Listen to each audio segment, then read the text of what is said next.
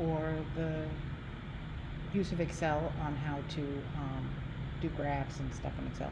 We've already done the descriptive statistics for our data set in this version of Excel. So I have this version of Excel open. If you don't have this on you may have to go into your mail, download it, and reopen it. Don't open it in Google Sheets. We have to work with it in Excel because of what we hope to do. So we have the descriptive statistics done for our sample size. We need to do it for our population. And if you remember, let me get the internet back.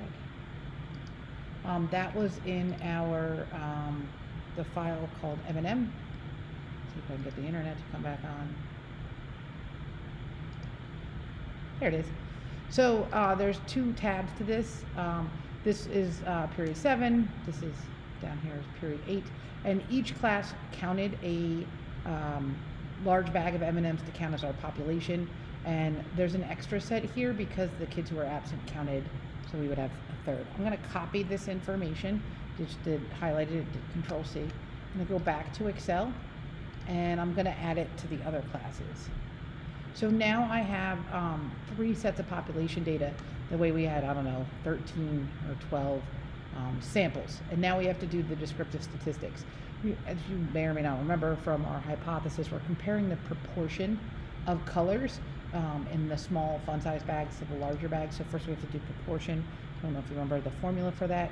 If at any point you want to look up a formula, they're already up here. So if you look up here, you can see the formula. If I click on this, it'll show you what cells. The percent of red is equal to the total number of red divided by the total number of M&Ms. So we're doing the same thing there that we're doing here, except we're going to do the formula again, is equal to red divided by total, and we get a percent. We can copy these down. We can't just copy them across though, because if we look at the formula, it's B24H24, and if we try to copy it across, it properly moves B24 to C24, right? Like we've moved over, so we're on orange, but it hasn't stuck it at total. So we have to go back here and delete this. What we're gonna do is tell Excel we wanna keep using this formula, except we wanna freeze this one cell. So this is where we did the dollar signs before. I'm gonna do this on all 3 of these, put a dollar sign in here, on either side of the H. Another dollar sign here. And the last one also gets a dollar sign on either side of the H. If you notice, it didn't change the formulas, but now when I drag these proportions across, we get the correct number. And you'll know you have the correct number because the total divided by the total should be 1. So now we've finished our average for the raw numbers and average per percents. I'm going to go ahead and put a line underneath the way I did before, and I'm going to bring in my mean, median, and mode, which is our descriptive statistics. And this is pretty simple, equals average, select, hit enter, drag it all the way across.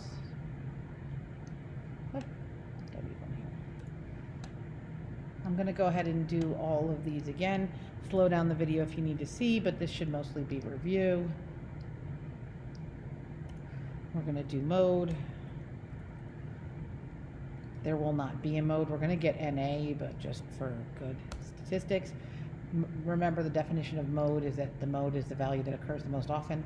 Since none of these occur more than once, because we only have 3, we're not getting anything. Drag this across. N is the count or sample size. It's how many values we have. It would be really easy to see that we just have 3, but part of this is an exercise in getting better at using Excel. So we're going to go ahead and use the formula. Then we have to do standard deviation. Want to use the normal standard deviation and go all the way across. All right, and standard error. So standard error, if you remember, you can see the formula for standard error up here. Let me count, let's show you. What it is the standard deviation, which is up here, divided by the square root of the sample size. We can literally just copy the formula here. I'll press enter. I'm going to do control copy. I'm going to do control V. And if you should always double check when you do that, but the formula came in, as you can see, it's this blue cell divided by the square root of this red cell, which is what we want.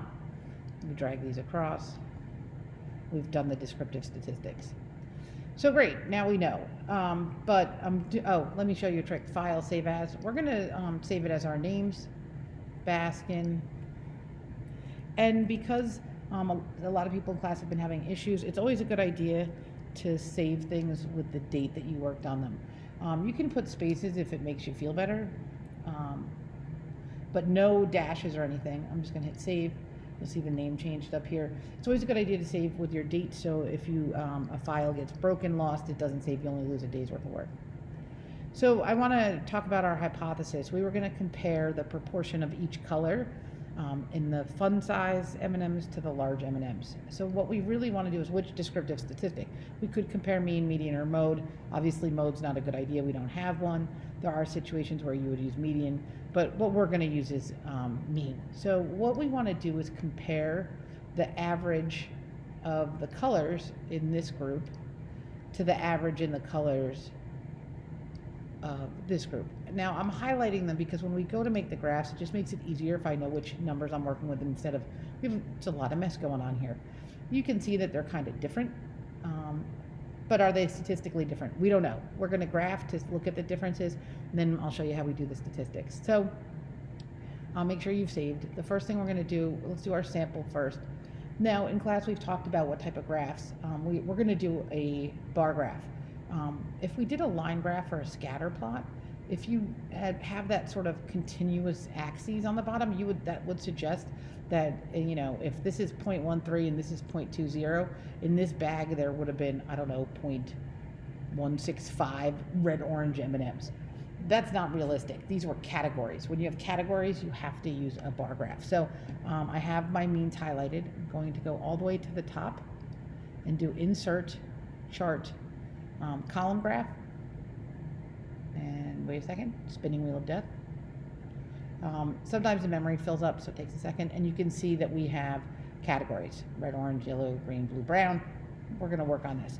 Generally speaking, we like to work on the graphs in their own page. So to get this, I'm going to make sure I'm clicking on the graph and the control button on a Mac. So I'm going to do control and click on the graph.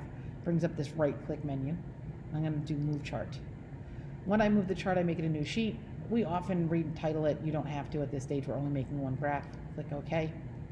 And it moves into here. Again, save often. This graph is a good start, but you can see it would be hard to understand what we're looking at. One of the first things we're missing is we don't have the category names on the bottom. So to do this, when you click on the chart and when you click off the chart area, you often can't get to other menus. I don't know if you can see how many things are grayed out here, but when you click on the chart area, and you can tell because there's this highlight around it, you get a lot more options. That happens too, all the way at the top, and in case it's off the screen because of the way the recording works, it's the very top bar, there's data, and I'm gonna click chart source data. From here, it's the series. I'm gonna name my series samples because that's what the means were. Y values are what we've already highlighted, and notice it says category labels. That's what we wanna add now. So I'm gonna go back to my chart. I'm gonna go back. These are our category labels at the top, right? Red, orange, yellow, green, blue, brown. When I click OK, now we at least have the names on. So that's better. We're making some progress. Other things the chart needs. One of the things we always want to do is make sure our font size is correct. So I've clicked off in the corner. So I'm doing the whole chart area. I go to the ribbon bar on the green one in Excel. I click home. If I change the text size here, it changes the text size for everything. 14 is sort of the minimum based on printing. We do have our category labels in, but we don't actually have our axes titles in. So I'm actually going to go back to chart design. Add chart element is up here. All sorts of things. We did the trend line before when we did the other graphs. We're going to do axes titles now. Let's do our horizontal first. These are just the colors of M&M.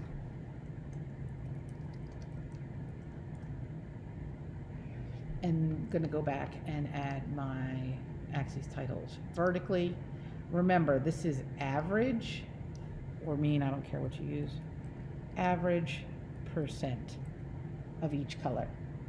I'm going to save again. Now look, we want to make graphs as simple for people to understand I think it's off-putting for a lot of people who have normal color acuity to see a blue bar that's labeled red. So we're going to go ahead and change these colors so they better match what you would expect. So when we click on the bars in the series, and the series is this whole set, you'll see that they're highlighted. You can tell because the tops of them have little dots on them. That means we've highlighted all the bars. If I click this bar one more time, it's still highlighted, but nobody else is. So what that means is anything we do right now would only happen to this data point. So I'm going to double click it. It opens up a format data point menu. I'm going to go to the paint bucket. I'm going to change the fill. Red should be red. I think you're going to be able to see where we're going with this. Orange should be, I'm going to pick a different color orange. I kind of want M&M colors. Let's pick an orangey. No, not orangey enough. That'll do. Then for yellow, we're going to pick M&M yellow or close to it. Green, and so on and so forth. Blue we don't have to change. And we're beginning to see we have a graph that sort of, it gets easier to look at. In the fun size M&Ms, blue was by far the most represented color, which honestly I was a little surprised about. Orange was the least, and you can see the values. So right here, if we hadn't been comparing population to sample, we could have just said, well, they're not equal. So we've gotten data.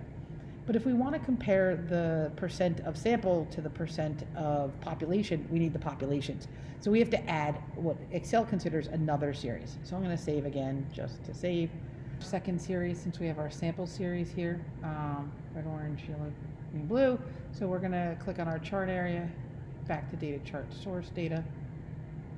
We're going to add a second series. We're going to name it population. We're going to put the default is always 1 for Y, so we have to go in and tell it what Y value we want to use. It always makes an alert. Go back to our data. This is the data that we highlighted. And then we're going to click OK. When we do, sometimes, especially with the school computers, it disappears. When it does that, all you have to do is go back to change chart type. Just remind it it's a column graph, and you'll see we now have 2 series. We have our colors, which we did before, as well as the second set of bars, and if you hover over one of them, it says population. When we're making a graph, we want people to be able to readily know which things go together and which things don't. So since we've picked colors for sample, we want to pick similar colors for the population, but we're going to change it in a different way. So again, I'm selecting this, clicking it again, so I'm just on this one bar, double click. I'm going to format that data point with changing the pattern. So it doesn't really matter which one you choose, pick whichever one you like. I am going to use the same color. So now we both red, so we know that these 2 series are for red. This is going to be our sample, this is going to be our population. We're going to do something similar over here. We're going to do pattern fill, same thing, but we're going to change the color to that orange we used before. Same thing for yellow, pattern fill, straight bees. Don't change the pattern color. So if you used a pattern, use the same pattern for everything. It allows people to, oh, that's the wrong one. Let's change this first because I can't see what I'm looking at. So by using the same pattern, somebody would know that all of these are related values. Oh, forgot to do pattern fill. Make sure you use the same color blue as well. There we go. And the last one, we're going to do pattern fill, make it a stripe, and change it to the brown we used before. And that's it. We're going to put these together, and we have finished doing our descriptive statistics, and all we have to add to the graphs are the measures of variance, and we'll do that next class. Don't forget to save.